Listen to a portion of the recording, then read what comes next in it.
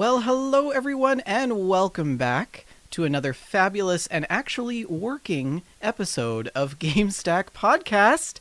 This is episode 39, the little show that could. How are you guys doing? Welcome, Rick. How you doing? Good. How are you, Vendor? Long time no see. Oh, I'm good. Shaline, how are you? I just got to... Okay, first of all, for everybody who was brave enough to hang out with us while we tried to troubleshoot all of these things, welcome back, and happy Friday. And also, I'm sorry to everyone who was watching live. These things, they happen, right? But, yeah. Was a thing of beauty. Yeah. I don't know. You can blame me, I spilt maple syrup all over the mixer. The server got sticky. Gooped everywhere. The only thing we're missing is, glitter. But how's it going? I haven't seen you guys in forever. I'm sorry, who are you? I know, Yeah. right? I'm just this guy. How did he get through security? Showed up Who is this guy? He came in from the north. That's how. from the north. The north. Nope. The North remembers. Guys, it's been like I get it now. I finally caught up on Game of Thrones. yeah. In like 2 weeks, I've watched all of them. Yeah, I was impressed with the speed at which you blew through Game of Thrones. It's crazy what a free trial will push you to do. So will your free trial last through the final episode? No, I'll just wait till the rest come out, and then I'll watch. I don't know. I'll pay $14.99 just for the rest of them. I don't know. It's worth seeing what happens. Oh but... man. Yeah, it's been a rough few weeks, guys. It's been pretty intense, I gotta say. The thesis is off. I'll tell you all about that in my gameplay. But it's good to be back. It's good to be back in the ring. So my friends, just because every show is probably somebody's first show, I'm Shaline. And I'm What a terrible Vendertron. And I'm Rick McVick. Yeah, that guy Thank up you. there is Rick. Rick. Thank you, guys. So welcome to the show. Hello. Episode 39. And what do we want to talk about today? First of all, the next game stack will be our E3 predictions episode. So make sure that you send us your predictions, whether they will be serious, whether they be serious and likely or whimsical and wishful thinking. Also, let us know if there's anything in particular you want us to check out at E3. And by us, I mean Shaline and Rick, because I will not be there. So, take it away, Shaline. How can people send in their E3 predictions? You can send those E3 predictions to info@wejustlovegames.com, info@wejustlovegames.com. Alternately, you can also tweet those at us at We Just Love Games or post them in the Facebook group. And we really look forward to this episode every year. We really enjoy doing our own E3 predictions and reading yours. And I have a good feeling about E3 this year, guys. I think this one's gonna be a big one. We haven't had as many leaks as we had at this time last year. So We've still got a month left. yeah. I'm excited. I'm also excited because we're gonna be there, but Yes. You stinkers. Starts to book a flight. I'm so jealous. you haven't booked a flight yet? Book a flight. I will. Or I'm going to be like wandering around all alone with no friends. Remember last year when I tried to make friends and no one would hang out with me? Yeah, honestly, Captain Bones and Chas said we're going to be attending BE3 too. Yes, we will be attending BE3 and E3 convention. But I'm actually kind of nervous to navigate a large city by myself. Like upon finding where we're staying.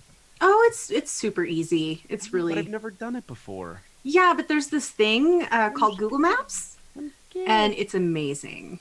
It just takes you everywhere.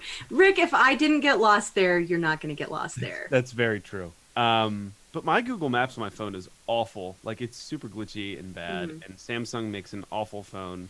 If they offered to sponsor our podcast and pay us yearly salaries to do this, I would say no, because they have terrible products. I would say yes, and don't listen to this guy. I would, well, Speak for us. I would say is there donuts with each show, and do I get my own trailer? Because I'm kind of high maintenance. But yeah, Rick, I was actually sort of hoping that you would help me not get lost and not die while we're in Los Angeles. Apparently, I can't rely on you for that. No, So you'll be. That's fine. We'll all be fine. So for those of you who aren't going to E3, but you're also joining the show this evening, you can host us on Twitch. All you got to do is click that host button or go to your own channel, type /host space We Just Love Games. Also, don't forget to tell your friends about the show. If you're new here, tell everyone. And send us a follow. If you want to contact us, you can find us on social media as well. At We Just Love Games, Rick at Rick McVick, Shaline at Shaline L, and Vendortron at... Is that the right direction? I think. There's a little bit of delay for me. So, but yes, welcome everyone. We've got some 5-star review shoutouts from the USA. We have Nahuka, who says, I love all of you guys, all of your content, Gamestack and TFS, and the podcast that shall not be named. I'm a longtime listener, and I usually listen to TFS more, but I also follow Gamestack. Just wanted to leave you guys a 5-star. And we also have... Yeah, thank you. And how can people leave a 5-star review shout-out, Shaline? You can just go to iTunes or Apple Podcasts on your iPhone and just click the 5th star and leave a little bit of text. We love just the ratings as well, but if you don't leave a text review, we can't see your name. Yeah. And I would like to say that the fact that we are able to go to E3 and as media people is probably largely due to the 5-star reviews on the podcasts. Huge deal. We don't Thank you, have guys. much of a YouTube presence. We don't have a huge Twitch channel. That's really the only metric by which they have to know, that people are listening out there. Mm-hmm. So, Well, I think more so they were like, do they have a YouTube? No. Do they have a big Twitch following? Well, no, sir, they don't. Well, how long are the sideburns? Yeah. Vary. And then they'll let them in. And don't forget, if you're also at E3 and you find Rick and Shaline, you can pick yourself up some fancy merch. And by merch, I mean free things. You don't actually have to pay for it. postcards and stickers. Can I say something about the postcards and stickers real quick? Yeah. So we've been sort of promoting that you can send a self-addressed stamped envelope to P.O. Box 396, Corona, New Mexico, 88318, and get some free postcards and stickers sent back to you. Out of crime. And some of you guys are making this harder than it needs to be. So just a standard-sized envelope, just a letter-sized envelope. What, are you getting, like, boxes? Like this, just a standard letter-sized envelope, like a bill comes in. Oh. And you can fold the self-addressed stamped envelope. You can fold it and put it in there so you don't have to put it in like a giant envelope. Yeah, you know who you are, Amanda. You're making this harder than it needs to be, harder on yourselves than it needs to be. A single stamp is adequate to get the stickers back to you. So just make it easy on yourselves. Make it easy for you. Mm-hmm. Carry on. And to our Canadian listeners, just send me a personal message, and I'll make sure that I get some swag out to you as well. We also have some new people in our Discord. Rick, would you like to go down the list? Yes, I would like to welcome Ton 3 Crusher, just kidding, Or- Ton Crusher, Mike P, Elsinore, Joey, Ghost 5766898, Hyper T-Dog X Para, Displayed, Unlooted Vault, and Xandermore. Unlooted vault. Oh my gosh. All the hoarding. That's what we're going to be doing tonight, is looting. Yeah. So Yeah. thank you all for joining us in the Discord, and if you want to join our wonderful Discord, which is basically the chat after dark, sometimes just pop Today us a was message. full of glitter beards. It was a lot of glitter Today beards. was just all glitter. It was such a disaster. It's I hate glitter. Anyway, you can send us a message on Twitter, Facebook, or send us an email for the link to the Discord, and we will send it to you gladly. Yeah, and just a reminder, if you're on the Discord and we have contests where we give free stuff away, you are automatically entered to be included in that draw if you're in the Discord. So that is the list in which we use to choose people to draw from. So you might wanna get in on that action. Yep. Today Get on it. we've got lots of stuff to talk about. We should probably probably get on with it. We've got some news. We're going to talk about some gameplay, and I don't believe we actually have any emails this week, but we will cover a little bit of GameStock as well as what we've been playing this week. Shall we head into the news? Let's do it. Oh, Shaline, what happened in the world of news this week? space for post-editing. First we're going to start off with the sort of free games for the week. Rick, do you want to take these? Yeah, are we doing, let's see, Xbox Games with Gold. On the Xbox One, from May 1st to May 31st, you can get the Golf Club 2019 featuring PGA Tour. Wait, no. Marooners. The Golf I misread Club 2019. Yeah. Now, is that a the club or is it now, a the club? Golf Club 2019 featuring PGA Tour is May 16th to June 15th. I apologize for getting the dates wrong there. I know how rabid you golf club fans are. So yeah, Marooners is May 1st through the 31st, and the Golf Club 2019 featuring PGA Tour is May 16th through June 15th. So is it a golf club as in an implement you use to play golf, or is it a golf club as in a group of people who play golf? That's what I was saying. Thank you. Go for the latter. That's so meta. Let's have a club about clubs. Huh? Except it would be like a club, like baseball bats and like.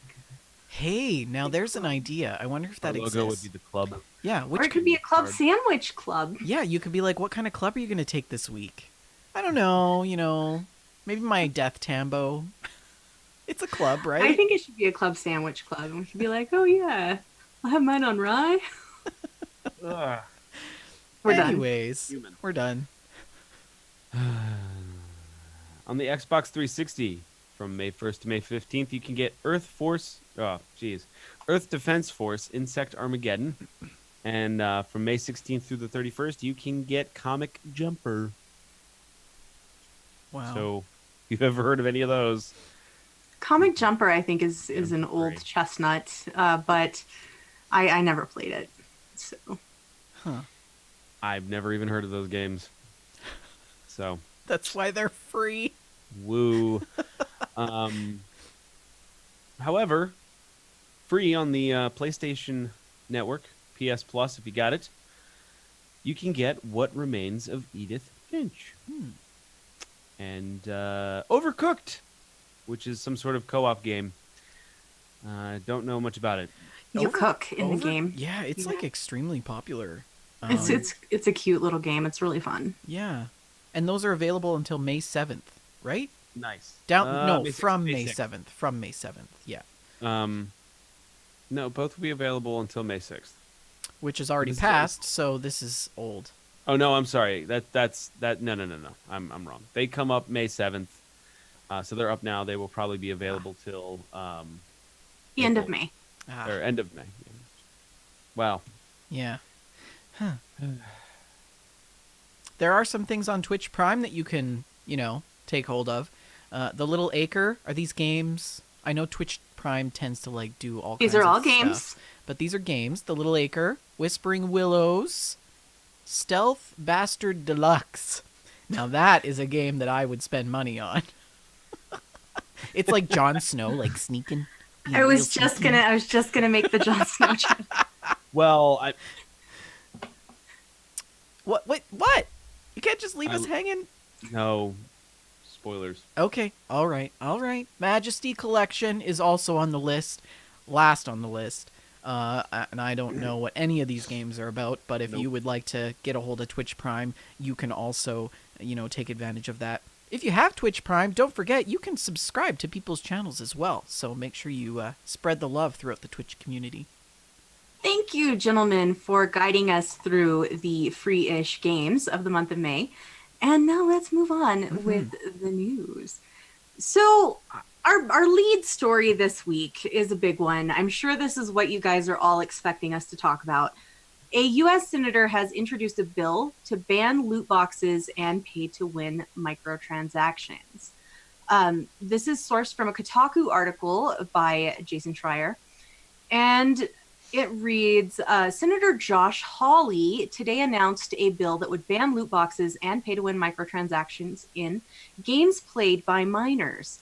a broad label that the senator says will include both games designed for kids under 18 and games whose developers knowingly allow minor players to engage in microtransactions. The bill is called the Protecting Children from Abusive Games Act, and it will be presented to the Senate. Holly's team brought up Candy Crush as a particular example because they have a $150 Luscious bundle that comes with a bunch of different benefits and buffs. The bill would also likely apply to online games featuring loot boxes and other microtransactions. So we've got a quote from the press release here. When a game is designed for kids, game developers shouldn't be allowed to monetize addiction. And when kids play games designed for adults, they should be walled off from compulsive microtransactions. Game developers who knowingly exploit children should face legal consequences. And of course, this comes in the face of some other outcries against recent games. The Federal Trade Commission investigated loot boxes following a letter from Senator Maggie Hassan that cited Middle-earth: Shadow of War and Star Wars Battlefront 2. So there's a little update on here as well. The Entertainment Software Association, who are the video game industry lobbyist group, sent over a statement stating that numerous countries, including Ireland, Germany, Sweden, Denmark, Australia, New Zealand, and the United Kingdom, determined that loot boxes do not constitute gambling. We look forward to sharing with the Senator the tools and information the industry already provides that keeps the control of in-game spending in parents' hands. Parents already have the ability to limit or prohibit in-game purchases with easy-to-use parental controls. And man, that response just sounds extremely patronizing to me. Yeah. Because it should be. They're putting the onus on parents, assuming that they're actually going to parent. Well, it's not. It's their fault. So this bill is a bill drafted out of ignorance, honestly. Because they're right. There's parental controls, and if the parental controls aren't in place for these kids buying their stuff, then obviously the parents aren't doing their job. But that's the fundamental issue, right? I think that's where people don't know what they don't know. And I think policies like this can actually help people who don't know what they're actually doing to their kids. You're by just preventing it from happening in the first place. But there's no education involved, because then that mindset will then continue because no one will tell them or scold them otherwise. When their parents open up their bill and they're like $3,000, what the heck? They're gonna get a big learn. Have you guys seen that? Have you guys seen that clip of Jack Black? Yes. Where it's he's so like, good. my kid, he's playing this mobile game. I get this bill in the mail for $1,300. Exactly. And then look what happened. He learned he should probably pay attention. Yeah. Like, I really don't think that this will change anything, even if it passes, because they'll just start rating things M. well, You know, how are you because gonna? I think it's a damned if you do, damned if you don't. The law is aimed towards microtransactions in games that target children. Yeah. Sure. So I think all they'd really need to do is say, hey, this one's in for mature. Yeah. I But how think are We you only gonna want monitor adults it? playing this one. What else do you think, Shaline? Well, I don't know. I sort of have mixed feelings about it. I kind of hate microtransactions. I'm not a fan of them, but at the same time, I feel like the market will bring out the most successful model, and if that happens to be microtransactions, that's the right of these developers to make the games they want to make. That's a good point. There are options. That's sort of my feeling about it. Yeah. But at the same time, assuming this did pass and did make changes, this would really upend the industry. You know, it would totally overturn the current model of monetization. And I'm really interested to see what they would do to recoup, you know, those costs in terms of keeping their companies solvent. Would game prices increase, base game prices? Probably. Would they introduce expansions again Yeah. as a thing instead of just cosmetic type microtransactions? It's interesting. It's interesting. But I do think that even if it passes, it's likely that nothing will change because they will just rate it not for children. But again, how are you ever going to monitor this? How, like, what's to stop even games that, if there's like some sort of lock off where your children's profile doesn't allow microtransactions, but a parent profile does. So But the thing is, fines, and the industry would regulate itself, because if Bethesda is over here observing the laws and EA is over there not observing the laws, then Bethesda is going to sue EA for unfair market practices. All right, but you're never going to catch, like, it's going to be really rare to catch that in the act, because all you have versus, like, all you have to put, like, a user in check is their user data. So if the parent's like, well, this is stupid, I'm just going to log you into my account, and is for all intents and purposes, digitally, they look like an adult. Yeah. When really it's a child doing it. So there's, even if the game is rated under, and they, like, skirt around the rules by logging their child in as an adult, because the parent's clearly aware, or that's a different issue. So there's no way, there is no way to enforce this. I'm just gonna I'm gonna put on my public health hat and look at this through a mental health and addictions lens, and say that I think that policy is necessary for something like this, but I don't think that act is the right way to go in placing restrictions and regulations on game developers, prohibiting the use of loot boxes and microtransactions. And you're right. I think that there needs to be policies and procedures in place for how parental controls are used within gaming and microtransactions. And I think that's where really the negotiations and the conversations have to start. You mean like ease of access for parental controls? Right. And I think because the bottom line is that how many of us played Grand Theft Auto when we weren't supposed to because we were underage? I've sold so many copies of games to parents with their kids standing next to them. Right? So that's proof of concept right there that is already going to be a failing system.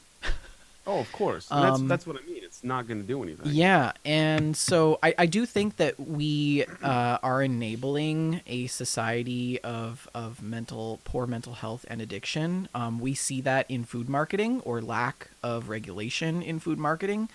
And I think it's the same sort of psychology and concept in gaming. Well, I've always been someone who says that you cannot legislate morality. Yeah. And this is that sort of thing. Like, how far are you willing to go to legislate,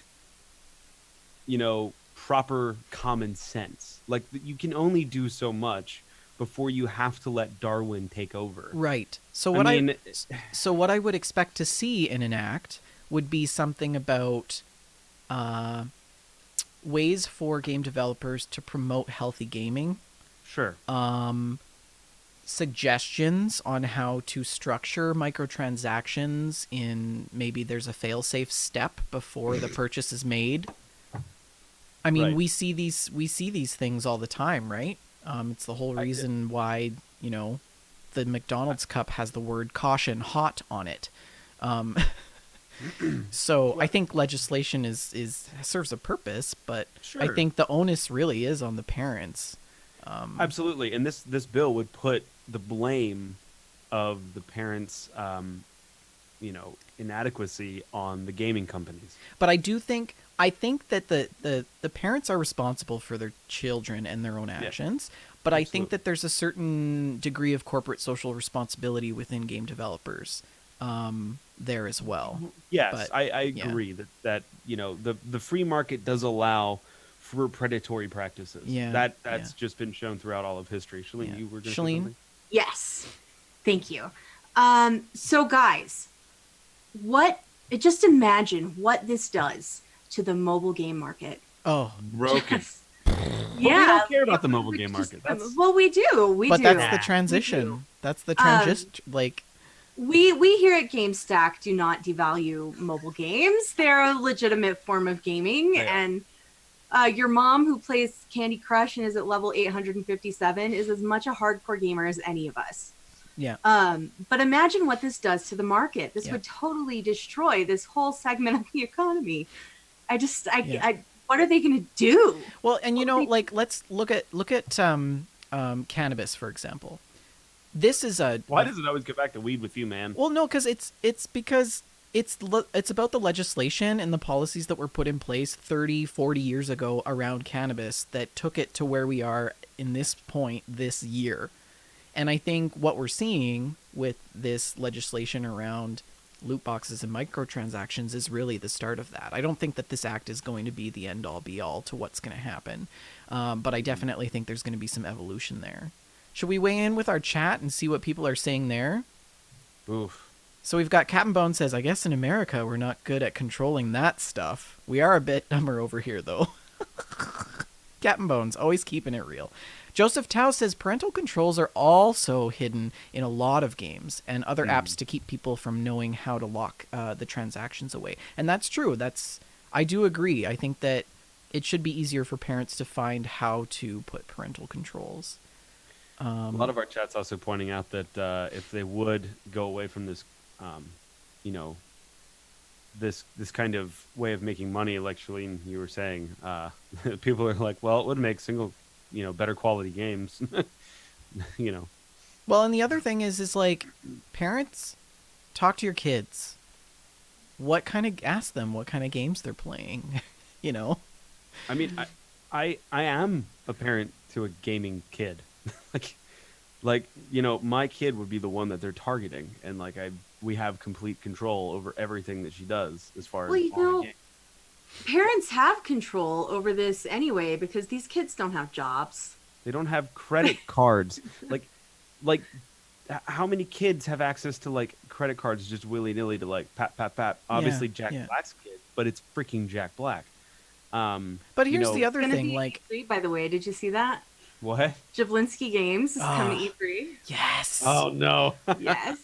The other thing too is kids are given, if a parent buys a kid an iPod or an iPad that doesn't have any credit card information on it, they can't make any microtransactions anyway, so it doesn't matter. And so my daughter has a tablet. It's an Amazon Fire tablet for kids, and it has games, it has movies, it has books, and she can buy stuff from it. But we control all of it. We control everything from purchases to the time it shuts itself off. Yeah. And even with Minecraft, which she plays, we monitor it. There's no way she can buy something. And plus, she's not a stupid kid. She wouldn't buy something. She would ask first. Yeah. So, and I mean, I'm all about children and childhood development. My whole thesis is based on why kids need to be targeted for health interventions. But I mean, there's also people who are fully grown adults who are spending hundreds of dollars, maybe thousands of dollars on microtransactions. Right. Because at the end of the day, it is an addiction, right? And that's a problem legislation will not fix. Right. It's it's so far beyond what we are capable of doing that I don't really see any success coming from what this senator is trying to do. No, maybe this will get the ball rolling in the That's conversation. what I'm started. Exactly. Yeah. Of how I'm we can afraid better that this. it's more likely to end up as another instance of our legislators villainizing video games. I Probably. agree with you because people are sheeple and they don't understand things. Isn't it also weird so- that a Republican would introduce a legislative bill that hinders the free market? Yeah, but it's against video games, though. That's true. Yeah. We love free markets, except for when it comes to cool things. But the sad part is that everybody who votes against that has probably some sort of monetary investment. The thing is, That's going to impact this is them. a tough situation because if you do vote against it, you look like, oh, I don't care about the safety of our children. It's- Yeah, yeah. It's a good way to that's put up what a all bill. political opponents are going to be saying. Oof. Anyway. Boy, this is awesome. Good story. Speaking of video game stuff that's a total disaster, This is going to be a really controversial show. I know it is. Nah. Gearbox, man. Gearbox. Gearbox has been a disaster. The last several shows that we have mentioned, Gearbox and their CEO, Randy Pitchford, it's just been one disaster after another. And today is no different. So, Claptrap, of course, is an iconic character from the Borderlands series. Love him. And he was voice acted by David Eddings, who was a Gearbox employee. And Eddings was, as a Gearbox employee, he was not compensated for his work as a voice actor. He was only paid for his work as a developer. Which really, it probably should have been a separate salary. That's a separate skill set and job. But that's neither here nor there. Sorry, chat once again breaking the show. Archin says in chat, Elvis is leading us to sin. It's the way he shakes his hips. Yeah, I think that there are bigger fish. to Rock and fry. roll is the devil's music. Knights in Satan's service. Yeah. So Eddings said that he offered to do the Borderlands 3 voice work as Claptrap in exchange for Gearbox paying him royalties for his past work voicing Claptrap in previous Borderlands titles. And he also, in addition to that, has recently brought up a claim that Randy Pitchford physically assaulted him in a hotel lobby during GDC 2017. So that's just bananas. It's just crazy. It's just crazy. He says, personally, I think Randy's been on the tilt the last few years. He's not the victim he portrays himself to be. I even blocked him a couple years ago for stalking me on social media. Enough is enough. Now, of course, this is all allegedly. It's not proven one way or another, but things are not looking great for Randy Pitchford right now. This is one in a long series of allegations of misconduct and misdeeds. So I don't know. I feel a little icky about Gearbox in general right now. Just what do you guys think? A lot of silence. No, I was gonna say I was starting to type, so I had my thing switched off. But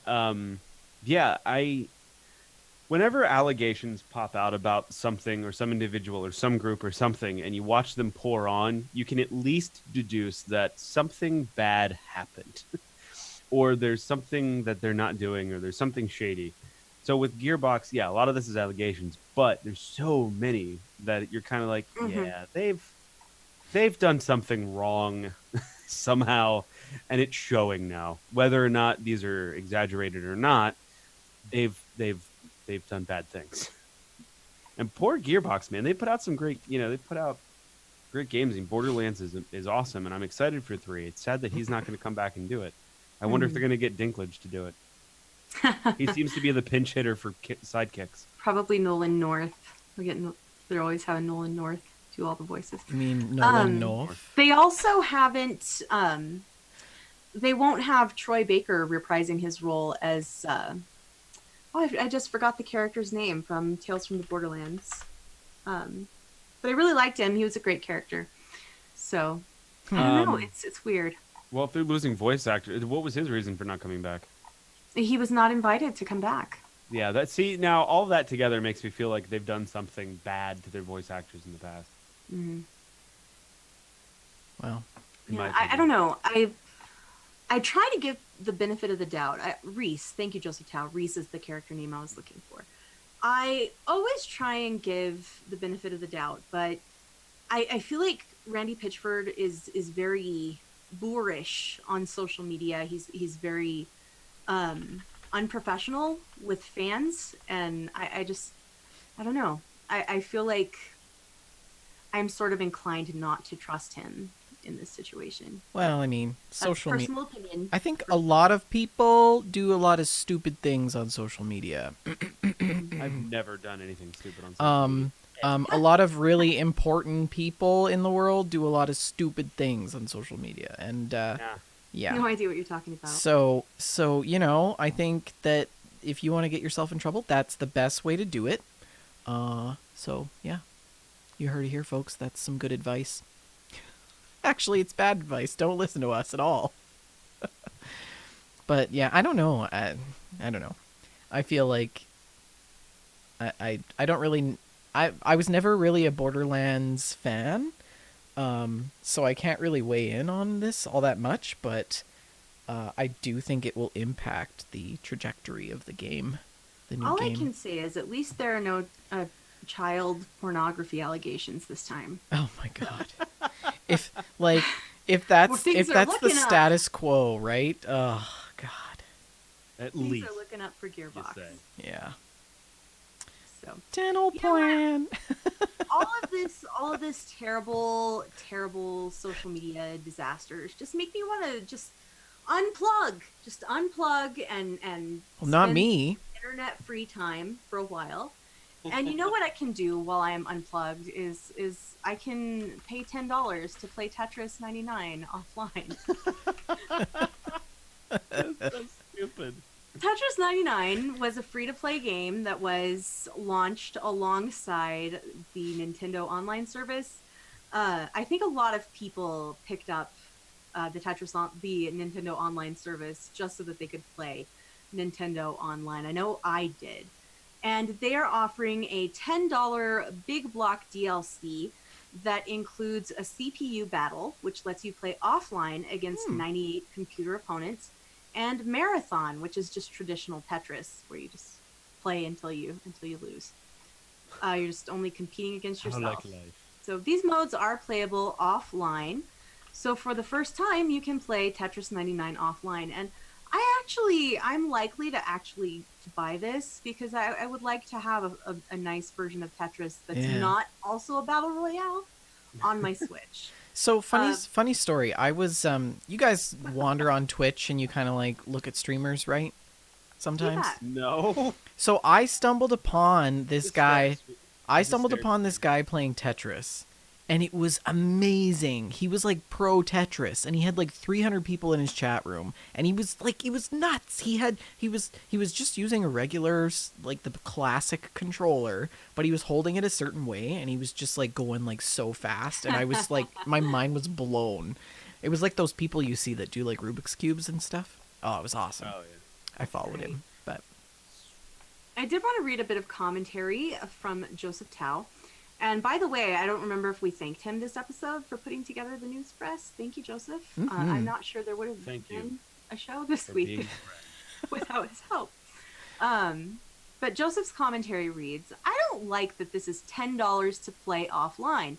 Nintendo tends to do stuff like this that seems like a stupid thing that Nintendo does, but signals to other publishers that they can do similar things with their games. Plus, a lot of people paid for the Nintendo Online service just to play Tetris 99. So this feels like they are double dipping off the same game by making this move.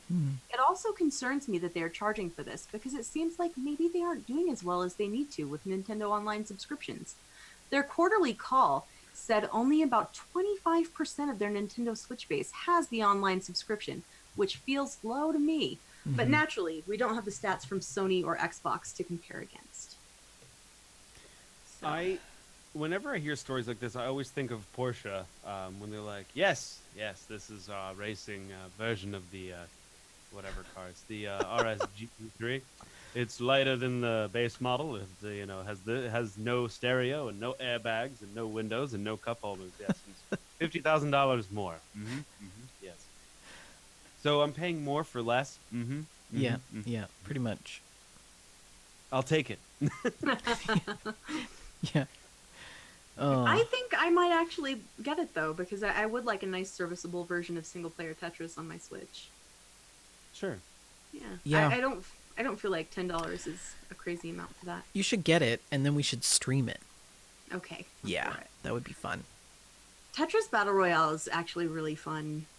It's surprisingly fun. Yeah. But we're gonna forget about that, and I'm sorry. I'm sorry. Oof. You made me snort. Oof. Oh, Rick, you're gonna have to cut that out. I shouldn't have done that. I'm worry, I'll forget to do it. Shaline, you're terrible. Our next headline is: a video game developed to detect Alzheimer's disease seems to be working. Of course, I do not mean to minimize Alzheimer's. This is something that's very near and dear to my own heart. Mm-hmm. Me too. I cared Me for my too. grandfather who suffered from Alzheimer's for years until he passed away. I currently care for my grandmother who has severe dementia. So I do not mean to trivialize this subject matter No, but you at all. with the bad comes the you got to look at the light Oh, side, right? absolutely. Like, well, Shaline, like my grandmother had it. I mean, she got it when I was like 8, and then she passed when I was 15. Like she had it that entire time, you know. Mhm. And after your family goes through that, you kind of get into this like club Mhm. where you can kind of like joke a little bit about it. It's a bit of a gallows humor situation. It definitely is. And I remember. It's so heartbreaking that if you don't laugh about it, you're It's gonna you're coping, drown your right? pit of Yeah. I remember seeing in a Hallmark store this like getting old card, and I loved it so much. I should have bought one, but it's this little old lady sitting on a park bench, and she's like, I may have Alzheimer's, but I'm sure glad I don't have Alzheimer's. And then like I died because like I was like, oh, Yeah. it's my grandmother. Well, I gotta say, I for one am a huge fan of video games that are used Thought you were gonna say for Alzheimer's. health purposes. Yes. There was a video game developed here in my own city for autism, for kids with autism, and it's used in VR as a therapy for kids with autism. So, anyways, why don't you tell us about the news story, Shaline? So this is from a Kotaku article written by Zach Zweisen, and I'm just gonna read the first bit here. Sea Hero Quest is a video game developed in partnership with Germany's Deutsche Telekom. Dutch Telekom? How do you pronounce that? I'm from New Mexico. It's the Gutentag Hopklop. Surprisingly, we have very few German speakers in rural New Mexico. Game studio Bitch Trash Right's gonna get so mad at us. With Germany's Deutsche Telekom. I'm sure we'll get a phonetic pronunciation emailed in to us. It's just a bunch of G's and H's. Okay. Zip it. We're reading the story. Game studio Glitchers and several European universities, and it is designed to identify individuals who might have early and mild symptoms of dementia that medical tests aren't able to detect. When most folks think of Alzheimer's disease, they think of an illness that ruins a person's memory. But while memory problems are very common and severe with Alzheimer's disease, these are late-stage symptoms. Researchers and doctors want to catch the disease as early as possible before memory loss occurs to give future treatments the best chance at working. And this game attempts to detect some of the earlier signs before the memory loss becomes a problem. Sea Hero Quest is a VR game in which players navigate and control a virtual boat. They're given a map and shown checkpoints, and Cool. the map is taken away, and players have to navigate to the checkpoints without the use of the map. And every 2 minutes spent playing this game, according to researchers, is equal to 5 hours of lab-based research. Huh. It's basically the equivalent of like a MoCA test. Are you guys familiar with the MoCA? Tell us about it. So the MoCA is a cognitive test that's used in Alzheimer's, in assessing the severity of Alzheimer's patients. Or at least I've used it in my own research previously. But it looks very similar to that in that it kind of, you have to go through these different exercises and there's numbers. That's cool. I actually kind of want to play it. I was gonna say this is one of those games that Like, it looks when like a you lot of fun. start, it's like Jumanji, where it's like maybe I'm not gonna like the ending. Huh. It's like you should probably seek medical help, and you're just like, damn it. Yeah, I think games for health are really are such a huge thing. Captain Bones in the chat's commenting similar to cannabis. I think people are starting to realize how beneficial alternative methods can really help. And I for one have considered purchasing a VR headset for the purposes of having like general anxiety, and am still kind of considering that. So that's really cool. It says that they've collected the equivalent of 1,700 years of research data on Oh my god, that's like 9 PhDs. Thesis. They studied people who carry the APOE4 gene, which is thought to increase the risk of dementia. And then they compared that to the results of people who played the game and do not have the gene. and they found that people with the who carry the risk gene performed worse on the spatial navigation tasks. They took less efficient routes to the checkpoint goals, said Michael Hornberger, a member of the team. Huh. Yeah, I find this just fascinating, and I think it's a wonderful thing. And the reason that I wanted to include this story was because, you know, of my own personal connection to Alzheimer's and dementia. I'm very, it's something I'm very passionate about. You know, it's an extremely painful disease to live through, and it hurts more than just the afflicted person. You know, it affects everyone in that person's life, all of their loved ones. The family, you know, my cousin stayed with my grandmother like 24/7. And it was just like, it's not easy work. But yeah, it's kind of also a terrifying game to me, Shaline, because of my family's history with mental health. I'm like super nervous to take it and get like a F. I understand that. I actually, as I was reading this article, and I read that the people who are at a high risk of Alzheimer's were performing worse in spatial and navigational tasks. And all of a sudden, I'm like, man, I run into walls all the time. This is why we don't let you drive the boat. No, Vander, you're like, oh, I can thread the needle. No, we can't. Yes, I can. That's different. That's like that's just being egotistical. This is depth perception. I got it. It's fine. I just to add to the whole Alzheimer's and games for health. I was talking about the autism game that was developed. I'm just going to post a link in the chat for anybody who's interested in checking that out as well.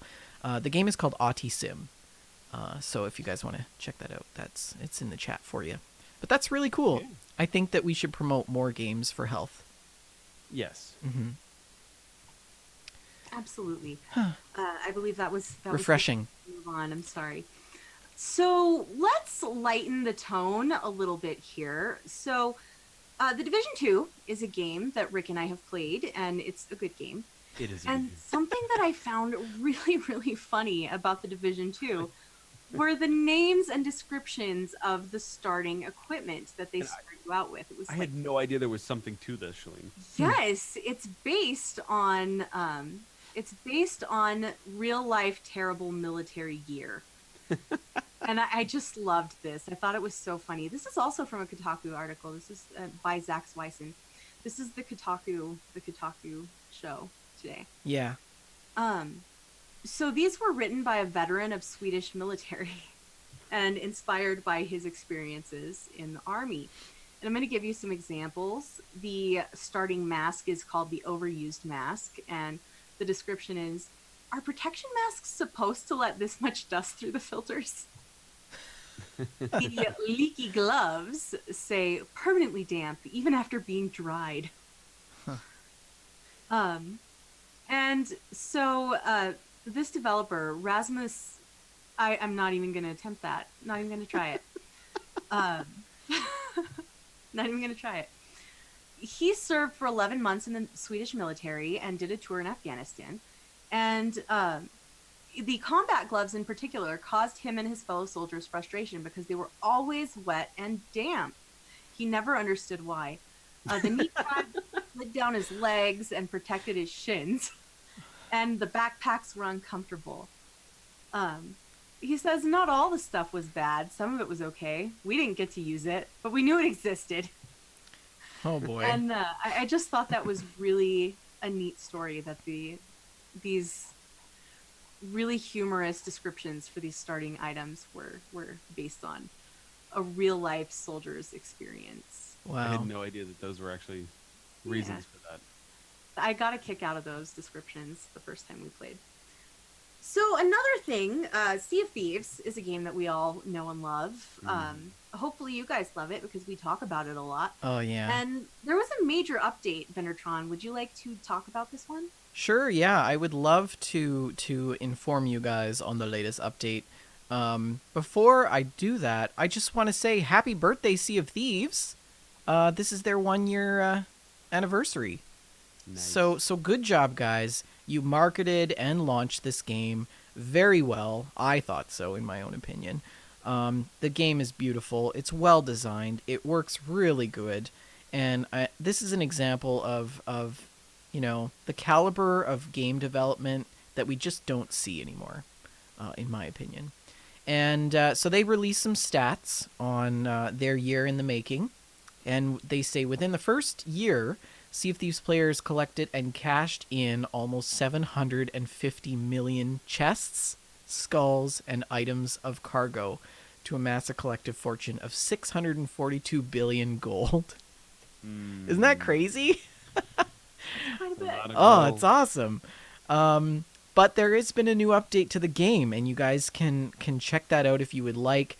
There are all kinds of new quests with the Gold Hoarders and the other factions as well. To celebrate their 1-year anniversary, they're rolling out the biggest update so far, which includes new features to the arena, the Hunter's Call, and Tall Tales, which I believe are storylines. Yes, the Tall Tales is like going after like Aztec type goals. Yeah. The Hunter's Call is hunting, basically. You can fish. I fished. I accidentally ate some grubs and threw up a lot. Yeah, and But I that's thought it with the Hunter's Call is a new trading company, if I believe. I think, but it's still centered around hunting, I believe. Right, and I believe that helps you progress towards the Pirate Legend main role or whatever Sounds good. level, whatever that is. The arena is the new PvP competitive game mode that sees crews going head to head to collect most of that loot. Bow to bow, stern Yeah. to stern.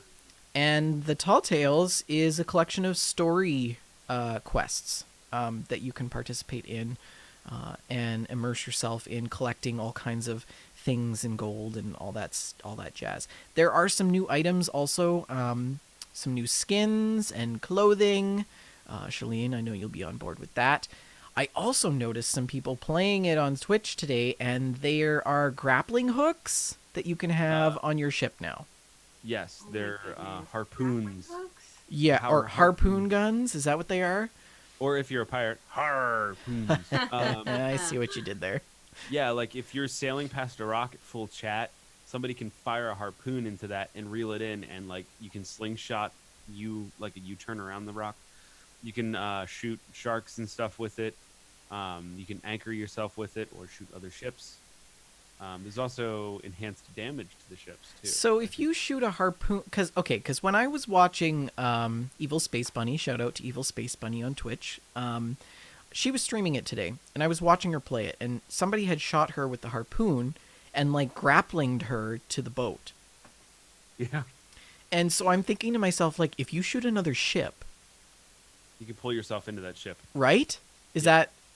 Am I Yes. right? Oh, that's actually awesome. pretty cool. That's No, dude. So, can I talk about the enhanced damage real quick? yes. So I found this out by sailing past a pirate, like a skeleton crew shooting at me from an island, and they hit the steering wheel twice, and it blew my steering wheel apart, and I couldn't like turn well. So when I finally sailed past luckily I wasn't headed for it. So sailing past it, I fixed it, and like he pulls up, like you use a plank and he sticks the plank like in the wheel. So instead of having a nice rounded handle, it's just a plank for one of the wheel handles. And apparently the same thing can happen to your anchor turnstile. I forget what that's actually called. But that can get blown apart, so you repair that by sticking a plank as a handle to push it, and your mast can get blown down. So you're sailing and your whole mast can come down. So you remember when we were like, oh, well, we can put our explosive barrels up in the crow's nest. Oh and then we'll take the ship. no. It'll blow your mast apart. Oh, that's bad. That's Oh, bad. no.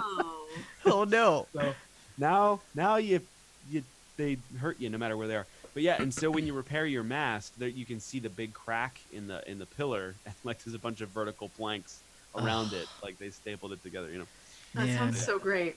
That scene in Master and Commander when they finally meet up with the Acheron, which is the French ship that they've been chasing for the whole movie, and they hit the mass with the cannons, and then there's like that long dramatic silent pause, and the mass falls down, is like the best part of the whole movie. Can you like hit the mass and then they fall over in battle? Yeah, yeah. If you hit Yes. it enough, it'll fall over. And then the other thing is too, if you concentrate fire on the same spot on a ship, it will make the hole bigger. So like if you hit one area with the ball once and then hit it again twice, it'll make that same hole just a little bigger, and it takes longer to repair but lets more water in. Yeah. So you can like jackhammer one part of a ship with all of your cannons, and it will blow a huge hole in the ship. That is glorious. I know, right? See, there's We a were difference. There's a difference between updates and good updates, and This is a good update. I think this is really going to pull people back into the game. That sounds pulled me super back fun. in the This is game such solo. a different game than it was when it launched. Now I like it. Congratulations, Rare. You guys have done a fantastic job. I don't know if there's any rare turns listening to the show, but I would like to see a Man of War that you have to pilot with 2 crews, so like 8 people. And I would like to see 2 rows of guns. So think about it, guys. Think about this with me. On one side of the ship, on the top deck, you've got 8 cannons. Oh okay? yeah. And then underneath. Underneath, you've got 8 cannons, but the 8 cannons underneath can be loaded with 10 cannonballs, okay? And they fire when one of the cannons up top is fired, but on a little bit of a delay. So you go up to the top, you load in 1 cannonball, and you fire your cannon, and it goes boom, boom, right? Mm-hmm. Uh-huh. And then you reload another ball. So that way the cannon below, even though it has 10 balls in it, it still takes the reload time because you're reloading the top cannon, because it only fires when you fire the top. So think about it. You've got 8 people on one side of a ship, and it goes boom, boom, boom, boom, boom, boom, boom, boom, boom, like That's 16 pretty cool. cannons, like a Man of War. Like, I'm like, come on, that would be awesome. Just a Man of War that has a bunch of cannons on it. Man, that is complex. be- I'm just sitting over here like, can I just have 2 peg legs? It would be Well, we're suggesting. it would be a tank and slow. So like a sloop could just do circles around it like easy, but it would be a tank and it would be slow. But I think it'd be awesome just to like A drop. sloop doing circles? A sloop doesn't even have a chance. Yeah, I but a want sloop is faster. oars. Yeah, I want to be able to row my boat. Yeah. I want to Have be you able to tried the row the rowboat? ship. It is so difficult to steer in a rowboat. Yes. The rowboat is terrible to steer, but I want oars in the ship for when the wind is blowing the wrong way. Oh. Oh, I love Sea of Thieves. Shall we move on? Let's shall. Well, our next segment is the game stock segment. And that's our intro, you know, because I don't have any of the news bumpers this week. But Bummer. the market is doing pretty good. Sony closed today at $49.60, up 85 cents. And I thought I would take a different spin on GameStop this week, you guys. I thought I would share some anecdotes from some of the industry leaders in the stock market. So Sony is recommended as a don't buy by Lauren Steinberg, president and It's portfolio. Also, don't buy from Shaline, host of Gamestack. The host of Gamestack. But this is listed as a don't buy from Lauren Steinberg, who is president and portfolio manager at Lauren Steinberg Wealth Management. They say that there's too much uncertainty around the game development agenda within Sony. Microsoft closed at 126.70 today, and that's up over $1. And this was listed as a top pick on May 8th by Cameron Hurst, who is the chief investment officer for Equium Capital Management. And they say they are a leader in the cloud and their membership sales are strong. Software is now a service, which is also a good thing. So they recommend this as a top pick. Nintendo closed at $42.70, up 70 cents since our last show. This was recommended as a hold by Elliot Fisherman, a director of U.S. and International Equity Trading Services Group, Scotia Wealth, who says the stock is acting well. The volume is not too much, but it has been acting well after the Pokemon thing. Who would continue to own this? I literally laughed when I read that today. I was like, wow. Okay. Yeah. Take-Two Interactive is doing quite well. They're on a steady incline. They sold at 103.10 today, up $1. They are holding up nicely given the recent decline in the market, I think. And this would be a good time to hold if you have Take-Two Interactive stocks. Activision is the only stock within our list that has gone down. They dropped almost $1 today. They closed at 45.70. They're recommended as a hold by Kim Bolton, who's the president and portfolio manager of Black Swan Dexteritas. And he says they are all getting engaged in the mobile side of things, and I would recommend holding and maybe add it if there's a pullback. Ubisoft sold at $18.80 today, up 38 cents. The stock right now is really undervalued, in my opinion. I was looking at some of their charts, and I think this is a good time to buy Ubisoft, in my opinion. That's just my opinion. I couldn't really find any industry comments on that, so I thought I would add my own. It's funny that you should say that, because the new Ghost Recon that they just announced is going to be an Epic Store exclusive. I think now is a good time to buy Ubisoft. This company is really... I think this company is a little bit weird. They're kind of like an underdog. They always fly under the radar. Yeah, but I don't know, man. That Epic is such a hot topic right now. Mm-hmm. And they're like, yeah, the new one... so not only is it going to be... it's not going to be on Steam. Yep. So it'll only be That's on what Epic. Epic exclusive means. Yep. Yeah. I'm just clarifying... Also, it's $18 a share, so, I mean, it's not a big deal. No, there's no console delay, Captain Bones.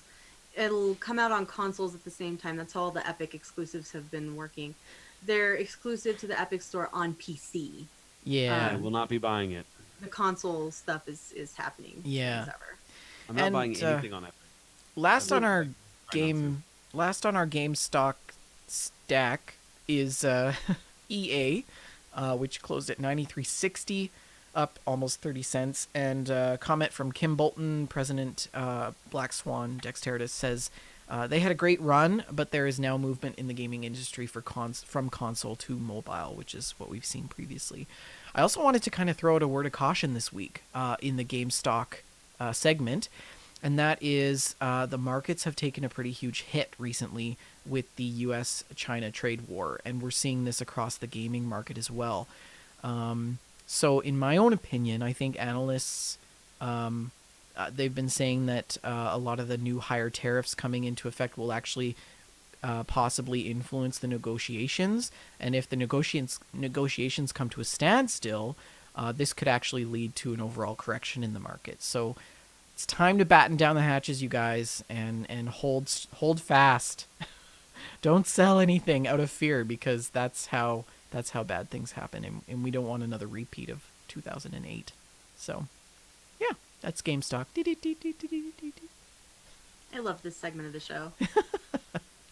And shall we talk about our gameplay? Let's show. Rick, what have you been playing? Well, I've been battening down the hatches in Sea of Thieves and preparing for rainy weather. I decided to hop back into it. I was working with a gentleman at a guitar shop, and he was just talking about Sea of Thieves and the new updates. And I was like, I'm going to try that when I get home. And it didn't work. And it took me 2 days to get the game to work. Wow, really? Yeah, and I had to uninstall it and install it on my C drive, because it was just like, I see that you have us installed on not the C drive, so therefore we will not work. Oh. And so I finally got it working and playing, and it's fun. Solo's still kind of scary, I guess. I walked right up to some guys, and they just kind of were like, human, and they left. But I did catch fishies. I caught fishies, and I cooked the fishies, and I burnt a mango. What? There are mangoes? You can There are fish? mangoes, there are coconuts, you can fish. Oh my gosh. And I'm not talking about This the is jam so band. exciting. Yeah, there's different kinds of grub, and you can hold the grub in your hand. It's kind of clunky. You pick the grub up, and it's in your hand, and then you hit X to put it away, because that's what I do when I get grub. I'm like, look, oh, I gotta put it away. You pull out your fishing rod, and then it's kind of a clunky menu system. You hit your inventory to get your fishing rod out, and then you hit your inventory again and hit a different button to put some sort of bait on it. And That's then cool. You throw it out and and wait. Oh, that's great. Fish. and you'll see little fishies start swimming towards it. And I caught a glowing fish, but my line got hooked on something and snapped. A glowing fish. Is this like Glowing fish. Fallout universe crossover Yes, it's or? a highly irradiated fish. The bioluminescent fish. So so yeah, there's coconuts, there's mangoes, there's apples, there's bananas. There's. Can you like? Can I like offer Shaline a mango? Of course. you Bring can- me a mango. That's like the best thing. Like- You know, he's like, would you like this banana? Here's a cannonball. There's like not legendary, but there's like really special fishies that you can catch eventually, and you have to like go to certain places to catch them and stuff. So, I've taken my sloop John B, sailing that thing around and having fun and practicing with the rowboat, which basically just means me turning in a 180 and rowing facing forward. But just kind of exploring a little bit, and it's still a beautiful game. It's such something that's like, I don't know. It's not full of action until it is, and it's just this weird juxtaposition of very like Shadow of Colossus, where there's not a lot going on, and then all of a sudden everything's going on, and everything can go bad very fast, especially if you're by yourself, and that's why the game is still a little scary. But I like playing it with people more. So I played a little bit of that. I've been playing the Fallout updated content. I'm now an official member of the Tadpole Scouts, Pioneer Scouts. I'm a Tadpole, and I've been earning Tadpole badges. I feel like Forrest Gump. It's like Boy Scouts. It is. Sewing your but little I kinda- batches on your. No, seriously, it is. You get a little Pioneer outfit, and you can be a Tadpole and earn a Tadpole badge. Oh. Archery and athletics and all this other stuff. So it's not easy in the sense that like there's a lot of work that goes to this stuff. There's a lot of pictures you need to take. There's tests that you need to pass. There's challenges you need to do. It's a whole thing, and I think it's how you get the backpack, and I haven't really quite figured out how to get the backpack, and it seems like it's very hard to get that. So, and Joseph Tawas, if we were ever Boy Scouts, I certainly was a Boy Scout, and I think you I think you were a Boy Scout. Were you, Vendor? Do they have Boy Scouts in Canada? Well, yeah, I think so. I was never a Boy Scout. Oh, do No. they? I thought that was like an American thing. Well, we have Girl Guides. Girl Guides? Yeah, it's kind of like Girl Scouts. Mm-hmm. They sell cookies? But they call it Girl Guides, and it's cookies. Yeah. I don't know about Boy Scouts. I know that we have like cadets. Are they Mounties? There's like a basically? cadet program, and you go Probably through like pretty this military training and stuff. But like, I couldn't be bothered with that. There's no such thing as war in Canada. Burnt our house. I'm sorry. It's okay. I'll just sleep on the curb. It's fine. Shaline, were you ever a part of any scout group? Okay. I was kicked out of Girl Scouts when I was a kid. What? What? Oh, Vendor, you're gonna love this story. Oh, I was man. okay. Okay. We're gonna get the long I'm ready. version of the story. Pause I the was show. really excited to join the Girl Scouts. I was very, very into it. I thought we were gonna go camping and hiking and learn how to build a fire with sticks. And I was living for it. I was so excited. I wanted to wear the outfit. I wanted the badges. I wanted the hat. It was gonna be amazing, right?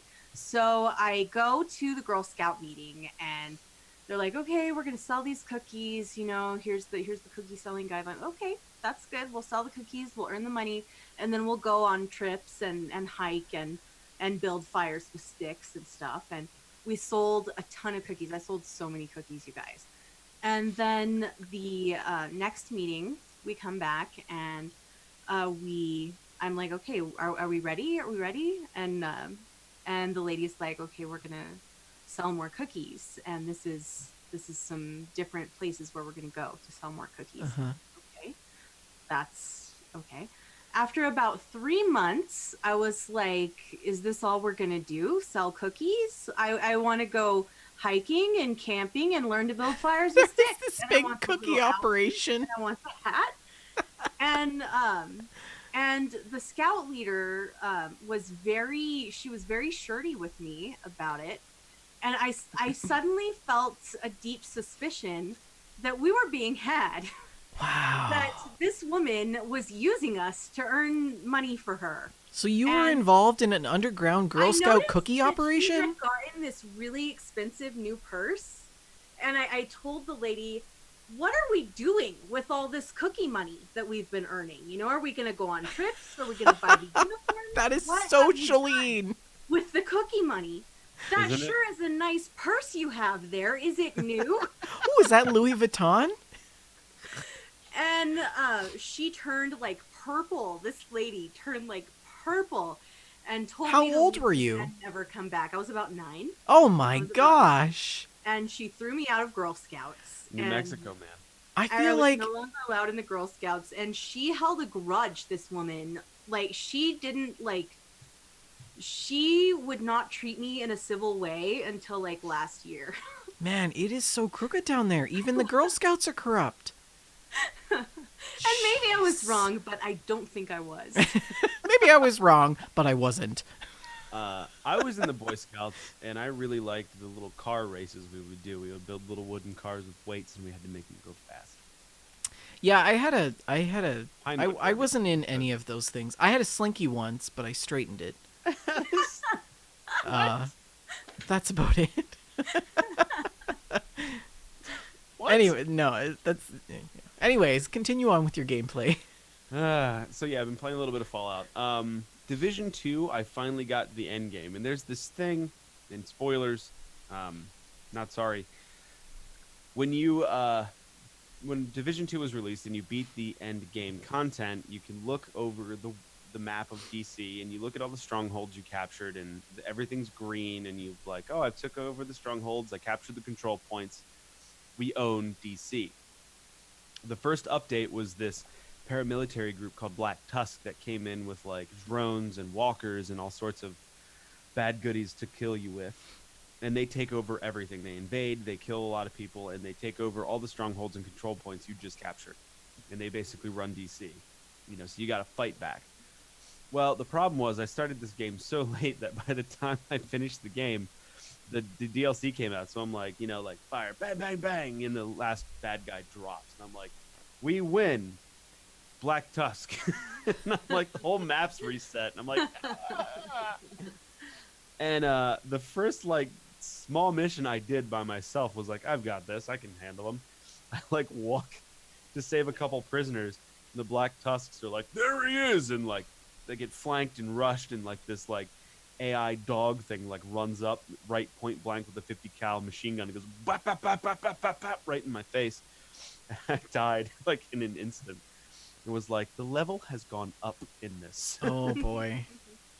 And so Division 1 is certainly solo-able until the end game, and it gets far more difficult to play by yourself. But so that's been fun. The combat is good. Shaline, I think you're going to really like the end game because they've opened up more specialties of snipes and stuff, and I think I'm you're really excited going to play more Division 2. I think you're going to dig it. Yay! I decided to boot up a little bit of Hellblade. Hey. I've been watching Game of Thrones. Game of Thrones. Game Game of Runes. And I decided to boot up Hellblade and play a rune in it. And I put the difficulty on hard instead of auto. Mm-hmm. Whew. I haven't died once yet. But man, you really gotta watch those bad guys. I mean, if one pops up beside you, you don't see it, and it nails you. It's probably like 2 hits and you're dead. Ooh, yeah. And it's Hellblade, so it ain't easy. I felt like auto was harder than hard. Hellblade, man. That game gave Auto- me PTSD. Auto felt hard because it ramped you up into hard, where all of a sudden it was like, bam. Hard is just hard off the bat. Mm-hmm. And so I think the reason it felt harder was because you did have that uptick in the curve, and then it let off if you were doing bad, where hard is just hard. So once you kind of break through that glass ceiling, Yeah.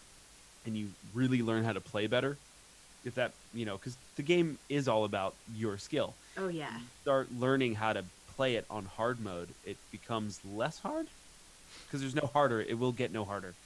You're going to look at this and go, how much harder can it get? And the answer is none harder.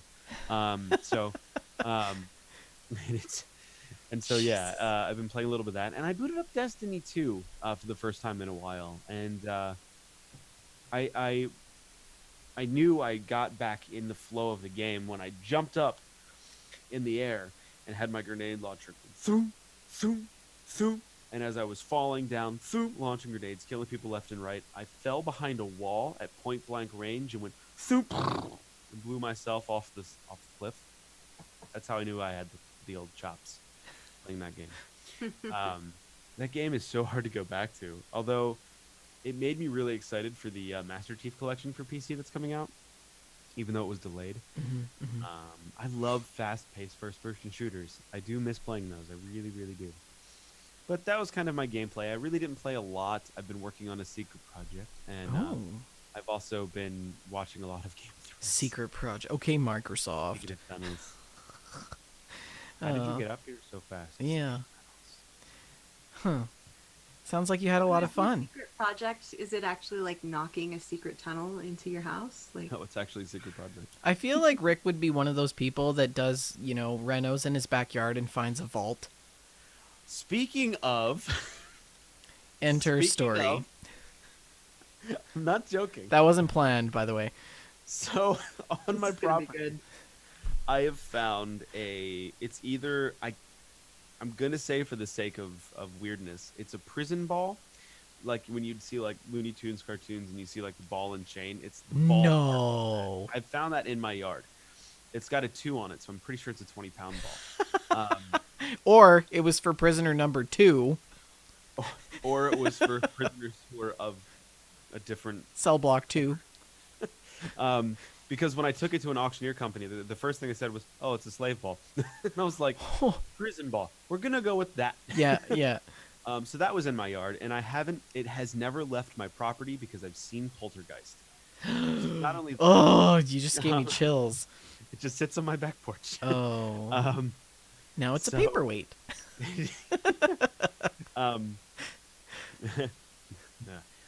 So not only that, and then my sidewalk, something was like starting to like poke up out of the sidewalk as the grounds got like mushier with rain and stuff, and like it kept coming up. So it's like, what is just growing?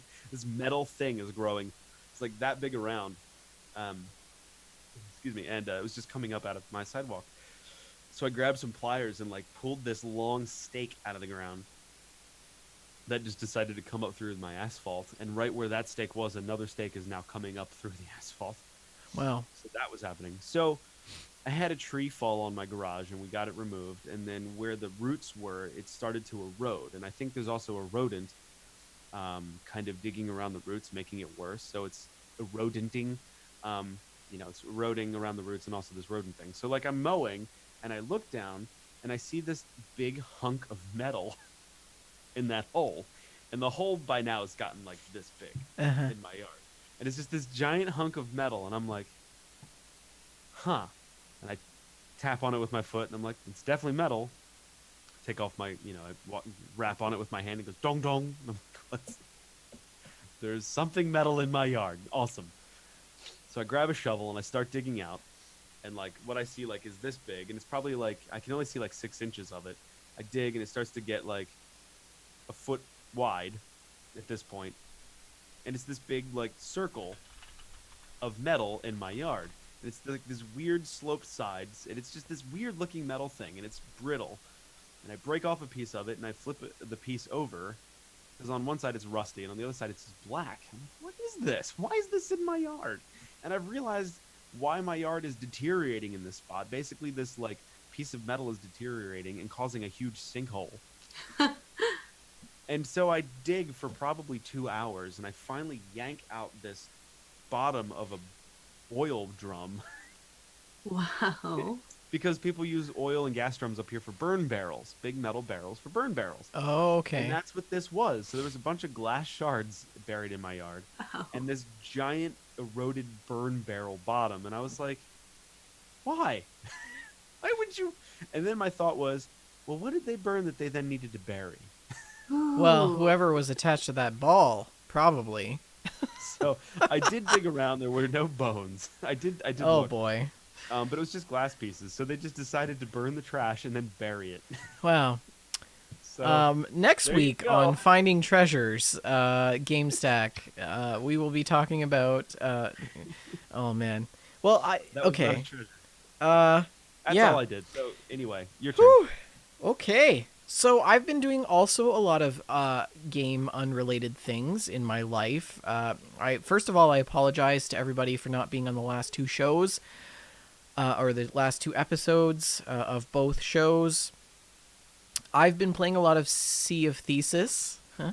See what I did there? Good one. Yeah, Sea of Thesis. I've been writing my thesis, and it is a labor of love, hate, suicide, and a little bit of psychotic, manic, depressive disorder. Yeah.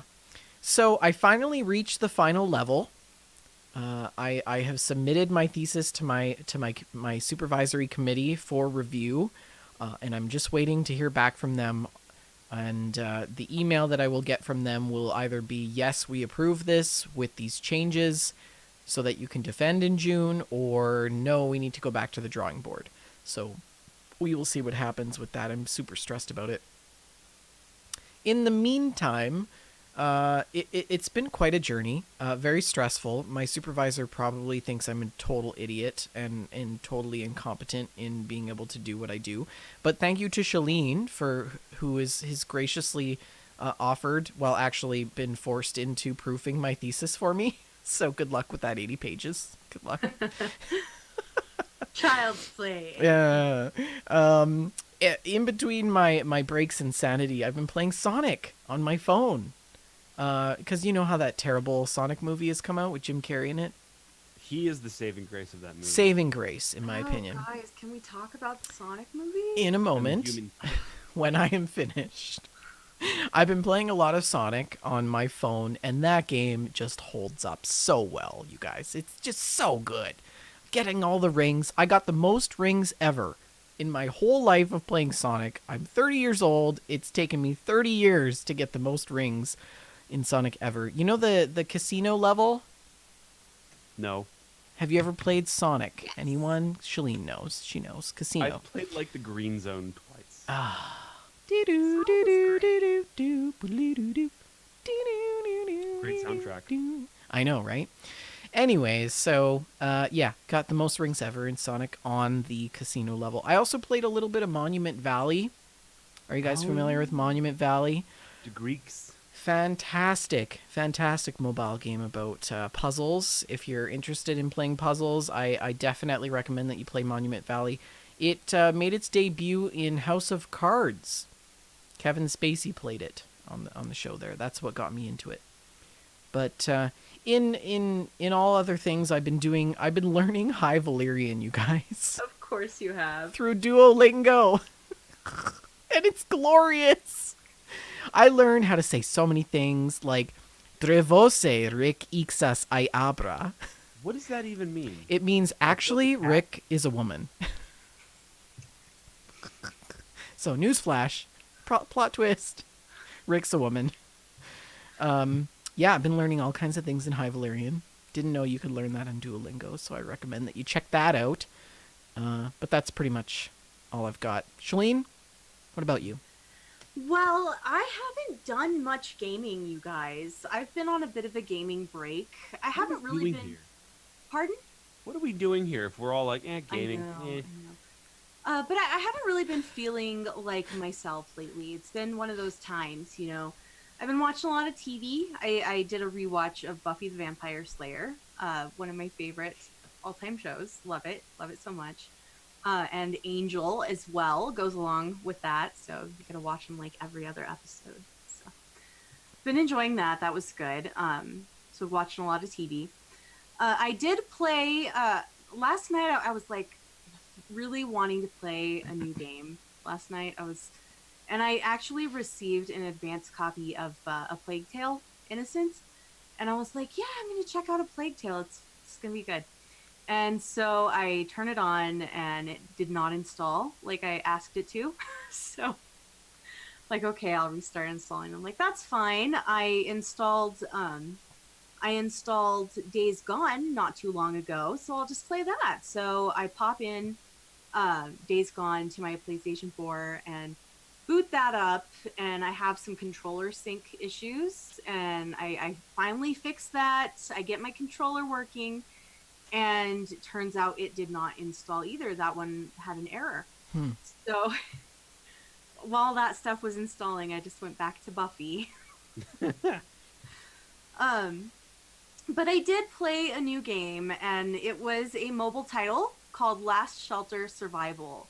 And Rick, I've talked to you a bit about this game. This is my mom's game that she has been playing. Right. Last Shelter now, Survival. My mom started playing this game because there was a barrage of YouTube ads for this game that made it look like a more realistic art version of like Fallout Shelter. It looked like a Fallout Shelter. And we know how your mom likes Fallout Shelter. She enjoyed Fallout Shelter, and she thought, well, I'm going to try this game. It'll be great. And it turns out it is not a Fallout Shelter clone. It's a Clash of Clans clone. Oh. But my mom also enjoys Clash of Clans, so... I love your mom. She's just such a gem. Yeah, it's great. She is the jewel of New Mexico, I tell ya.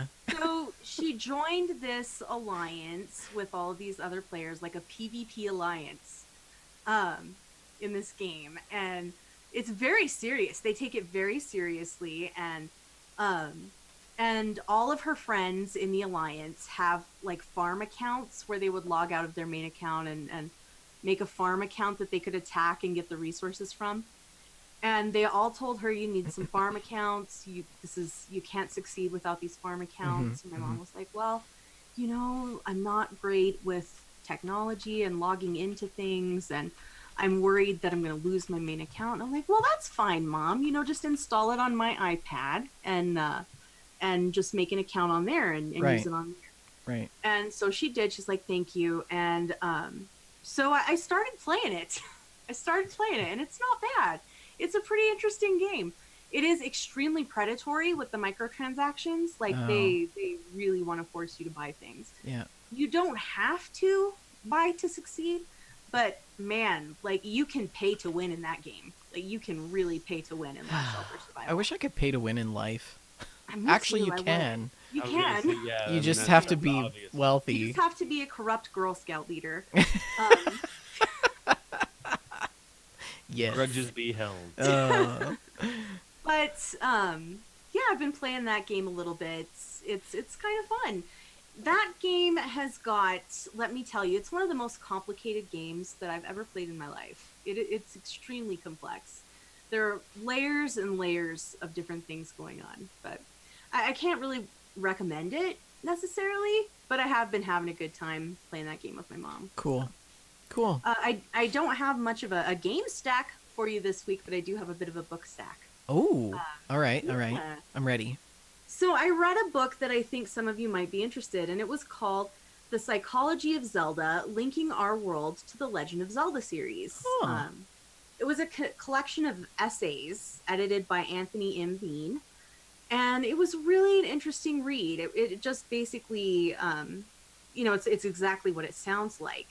It talked about the psychology of the Zelda series. And really frequently when you read books that are about games, they're very patronizing and they tend to be insulting to video games and people who play them. But that was not the case with this book at all. These essays were written by people who respect the Zelda series and who are extremely familiar with it. People who've played it a lot. You know, it was people with plainly a background in psychology, but also a love for these video games. So what would you say is like your number one takeaway from the book then? Well, my absolute favorite chapter of the book dealt with comparing the 5 stages of grief to the plot of Majora's Mask, which it fits so well. It lines up so well. Interesting. And, yeah, it was really neat. It was really neat. Well, so, I think there's a lot of hidden messages in video games that a lot of us kind of seek refuge in.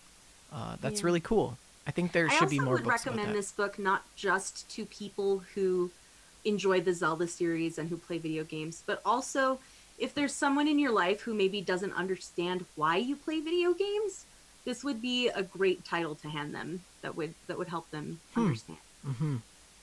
That's cool. Oh, thanks for sharing. I want to read more.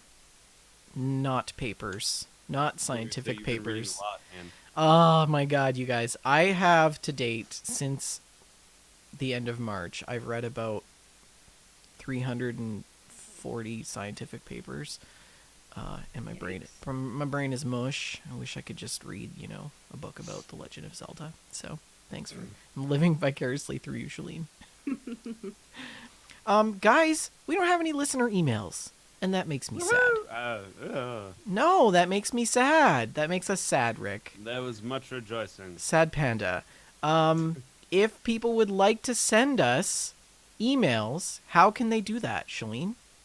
Send your emails to info@wejustlovegames.com, info@wejustlovegames.com, and also don't forget, the next episode of Gamestack will be our E3 predictions episode. Yes, sir. We'd love for you to send in your E3 predictions, and really, please, guys, send us some Gamestack emails, because we really that's one of my favorite love parts. emails. I mean, one of my favorite parts. if this last episode wasn't provocative enough to receive emails, then I don't know, guys. Send us your E3 thoughts, your E3 predictions, and what your hopes and dreams are for E3, and also what are you wanting Rick and I to go check out at E3. So. Oh, you guys, I wish I could go with you so bad. Me too. But E3 is on what, June 9? Yeah, the 9th through the 13th. Yeah, 9th through the 13th. I defend my thesis on June 18. Yeah, we don't want to destroy your career. It's just never. That's just not gonna happen. Anyways, I wish I could go.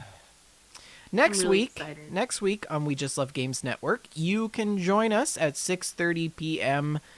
Real time, 8:30 Eastern Standard Time for that Fallout show. We will be talking about all things Fallout. As Shaline said, if you'd like to send us an email, all you got to do is send us an email at info@wejustlovegames.com. You can connect with us on social media at Twitter. We are available at We Just Love Games. Shaline is on at Shaline L, Rick at Rick McVick, and myself at Vendertron N. We also have a Facebook community where you can join our Facebook group and get involved in all the conversations there. That is at facebook.com/WeJustLoveGames and also facebook.com/groups/WeJustLoveGames. We also have a Discord, as we have drilled into your minds at the beginning of the show. If you would like to join us for, what did Rick call it? Chat After Dark? Yes, Chat After Dark. Chat After Dark. You can connect with us on the Discord. Just send us a message on social media to get the link, and I believe it's also available elsewhere. We record the show live at 6:30 p.m. Mountain Time, 8:30 Eastern Standard Time on twitch.tv/WeJustLoveGames. We are also on YouTube, iTunes, Stitcher Radio, iHeartRadio. Please don't forget to like and subscribe and review the show. Leave us a 5-star review shout out with a little message, and we'll make sure that we shout you out on the show. Once again, thank you all for listening. Shaline, last words? Na na na